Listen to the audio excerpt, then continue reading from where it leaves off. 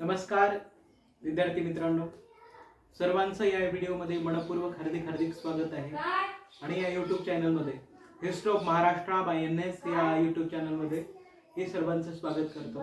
आज 13 ऑगस्ट पुण्यश्लोक राजमाता अहिल्यादेवी होळकर यांची पुण्यतिथी। आज या व्हिडिओमध्ये अहिल्यादेवींचा इतिहास काय होता, थोडक्यामध्ये अहिल्यादेवींचा इतिहास मी तुमच्यासमोर मांडणार आहे।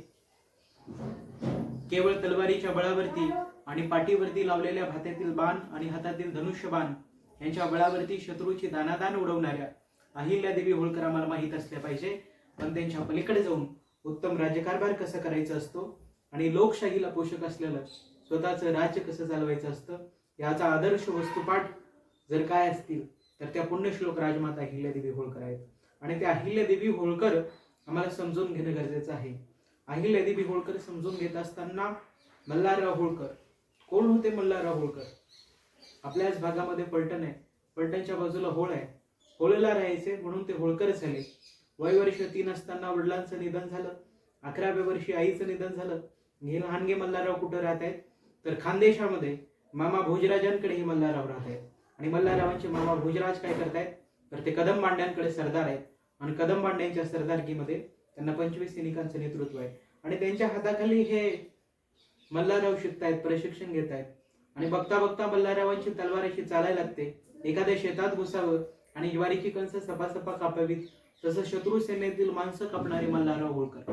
मल्हाराया म्हणलं तर शत्रूचं सैन्य धूम ठोकत पळत सुटायचं, हे कर्तृत्व मल्हाररावांचं होतं, हा पराक्रम मल्हाररावांचा होता।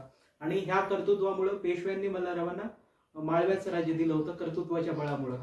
पुन्हा मल्हारराव होळकर चौंडी या ठिकाणी त्यांचा मुक्काम पडला असताना अहिल्यादेवी होळकर आणि त्यांची तिथं पहिली भेट होते आणि अहिल्यादेवीचे गुण हेरून मल्हारराव होळकर स्वतःच्या मुलगा खंडेराव होळकरांसाठी अहिल्यादेवींचा हात मागून घेतात। आणि मल्हाररावांचा मुलगा खंडेराव आणि माणकोजी शिंदे यांची कन्या अहिल्या यांचा विवाह होतो आणि अहिल्यादेवी इंदोरच्या राजवाड्यात येतात।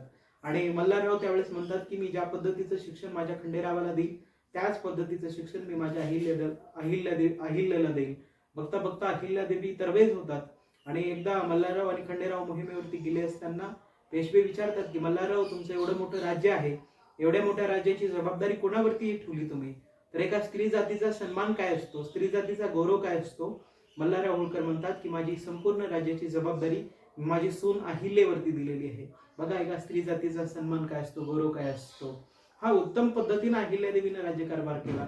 अहिल्यादेवी मल्हाररावांचं निधन झालं, खंडेरावांचं निधन झालं, एकुलता एक मालेरावांचं निधन झालं, तरी पुन्हा अहिल्यादेवी होळकरांनी डगमगून न जाता इथल्या लोकांसाठी रयतेसाठी त्यांनी एक राज्य व्यवस्था त्यांनी राखली आणि इथल्या लोकांसाठी त्यांनी त्यांचं जवळपास 30 वर्ष त्यांनी राज्यकारभार केला।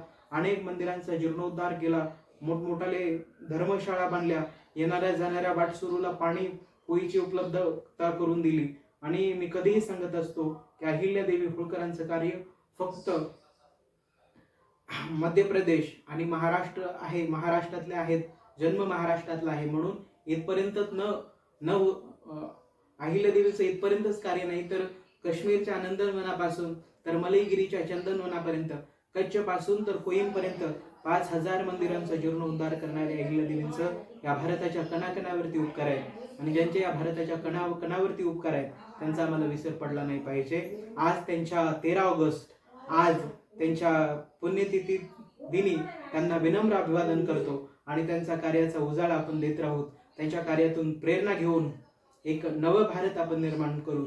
खरंच अहिल्यादेवींचा या देशाच्या कणाकणावरती उपकार आहेत, त्यांचे विचार घेऊन आणि त्यांचे विचार पुढच्या पिढींपर्यंत सुद्धा पोहोचून आज त्यांच्या या पुण्यतिथी दिनी त्यांना विनम्र अभिवादन।